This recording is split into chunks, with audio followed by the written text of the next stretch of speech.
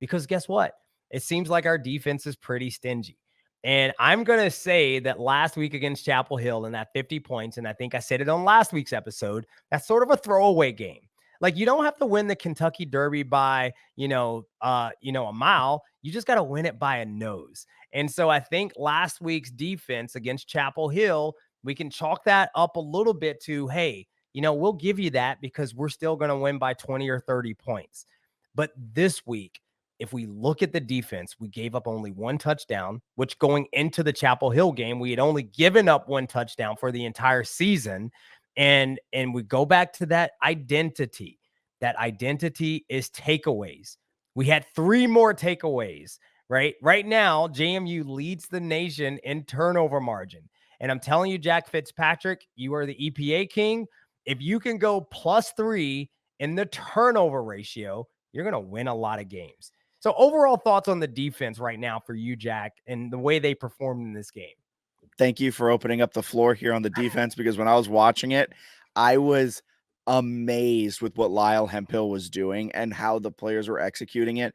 There was a thing here and there, but you're going to have things here and there every game with the defense. If we're picking nits, Emmanuel Bush, please make that sack. You ran full speed into the quarterback, and somehow, I know he's probably kicking himself about that one, but overall, it was a fantastic defensive game plan. It was executed well. It was called well. That pick 6 from Eric O'Neill, to kind of get into the weeds a little bit with it. Wow. I mean, they put 4 guys, and then they bring up, I believe, Trent Hendrick on the line. So you have 5 guys on the line of scrimmage. That redshirt freshman sees that, and he's thinking, okay, I see the blitzers. I know where it's coming from. Then the ball is snapped. If you do a freeze frame right then and there, Trent Hendrick and the 4 down linemen are rushing, and Jacob Dobbs begins to rush. Redshirt freshman probably assesses that, goes, all right, I have 6 blitzers coming in. This is okay. I know where my hot read is. I'm going to go out there. Then you go like 2 more frames. All of a sudden, Trent Hendrick is bailing. Eric O'Neill is bailing, and Jacob Dobbs. So now you go from thinking it was a 6-man rush. It's a 4-man rush. You're going to your hot read, and your hot read's covered by a defensive end. Just and then pick 6, and it was just like beautiful. And so many other times they're showing blitz, and then they bail out of it at last second, or they show blitz heavy to the near side, and then they'll bail out of it, and the safety has a delayed blitz on the far side, and it's just making the redshirt freshman's head spin. And it was so cool seeing exotic blitz packages, because JMU has had, an elite defensive line where you don't necessarily need to be bringing the extra guys all that often. Oh, it was cool though to see just like almost an NFL style blitz package type of defensive setup. Totally. I mean, Coach Hemp dialed every last one of those up almost to perfection. And the one that you're talking about with O'Neill, I mean, it's one thing to get the D end in that sort of position. It's another thing for him to actually execute the interception. Like that is not an easy catch, right? Because I mean, it was at point blank range. He catches the ball, and then I don't know if you noticed, but he's pretty damn fast. Yeah. And just to kind of go back to my guy GP for his terrible touchdown celebration. I mean, O'Neill might be my favorite celebrator on the team, because he goes in, he slides into second base, right? For his celebration. And then the rest of the team comes in and slides behind him. That was fantastic. Couldn't have done that during my time at JMU. We had the old school turf. So if you slid like that, you would not have any skin on your shin anymore. So, but love that play. Now with that, sort of those exotic looks. All right. The thing that you have to look at, and Jack, you and I texted about this prior to the game. I was actually a little worried about Simonza, their quarterback. I was actually slightly concerned about, number one, he's a California kid. He's got a little swagger. He's actually been able to execute some throws, and he actually has some weapons. I mean, he got a 6'7" tight end, and you saw last week against Chapel Hill that Nesbitt, their 6'5" tight end, we sort of struggled with him in coverage a little bit. And this guy Kozil, their 6'7" guy, he caught 9 passes. I mean, I think they targeted him 10 times. He caught 9 of them. And then he had another kid that caught 8 passes. So he has some weapons. I was a little concerned, but he only completed 62% of his passes. when coming into this game, he had completed over 70% of his passes, and we held him to only 168 yards. This defense, to your point, Jack, with some of these exotic looks, some of these things that would confuse the best of them, also held their rushing attack to under 100 yards. The first time this season that our defense has held a team to under 100 yards. And then the one thing that I'm most impressed with was our ability to get pressure with our front four. Right. And again, a lot of that might have been due to some of the looks that we were given. I think they were a little confused in protection, but we got 5 sacks. Kari Mann's got 2 of them. O'Neal got another 2. And a lot of times we got there. We just didn't get Simonza on the ground. And dude, I'm going to talk that up to the fact that tackling in college football is not only bad right now, it's just impossible. Because if you think about it, especially when you got to tackle a quarterback, where do you hit the guy where you don't get a penalty, right? I mean, you got like this little tiny space. If you hit him too high, it's targeting. You hit him too low, it's a penalty. I mean, you just don't have a way to hit him. And so I'm going to chalk some of that up to that. So, but what do you think about, I guess, the pressure that our front four was able to get? And you know, a unit that we were a little concerned about, I think, coming into this year because we lost some of the dogs that we had last year.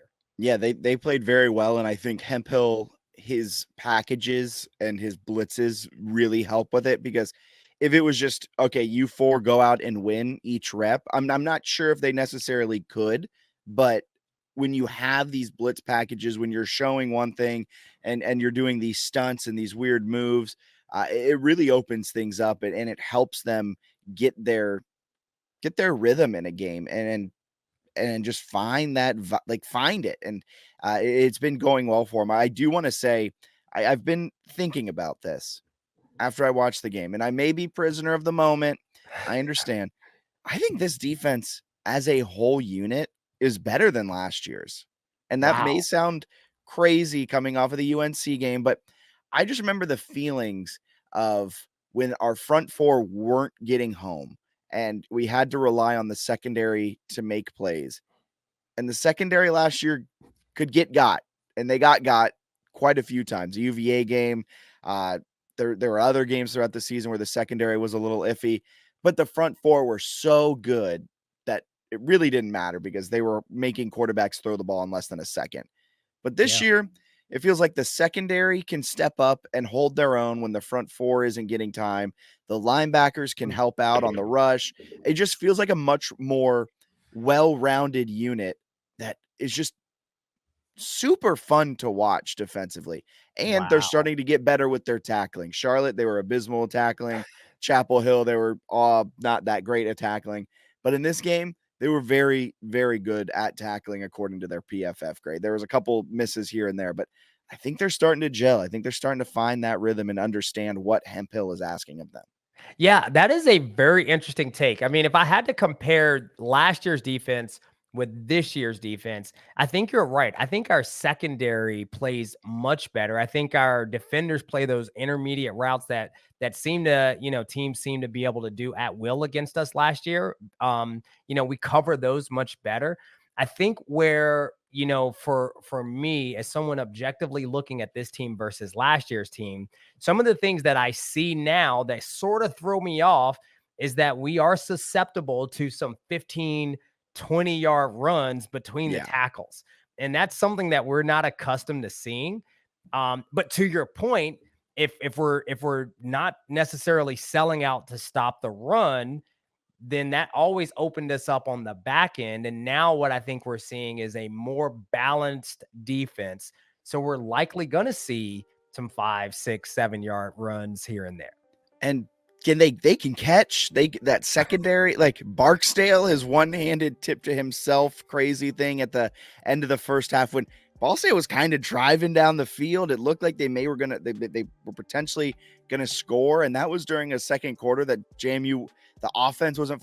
I mean, granted, the offense scored on like every drive, but Ball State had kind of slowed the momentum a little bit, and then Barksdale said, just kidding, I'm going to tip this to myself and catch it. That's a play the secondary never would have made a year ago.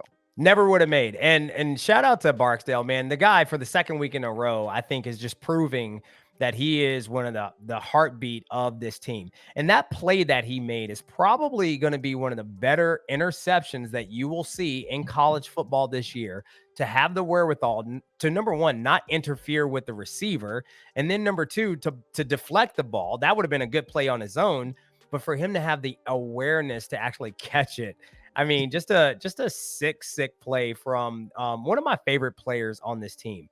And then our guy T Spence comes up with another pick, and you can say what you want, but that was a tip ball, and that was not an easy interception, because to your point, we had a lot of tip drill opportunities last year, and we had players that did not make that play. Our guy T Spence just has a nose for the football. Reminds me of a teammate I play with, Mike Masella, who is one of our safeties. The guy was just always around the ball, and the ball just seemed to like land in his hands.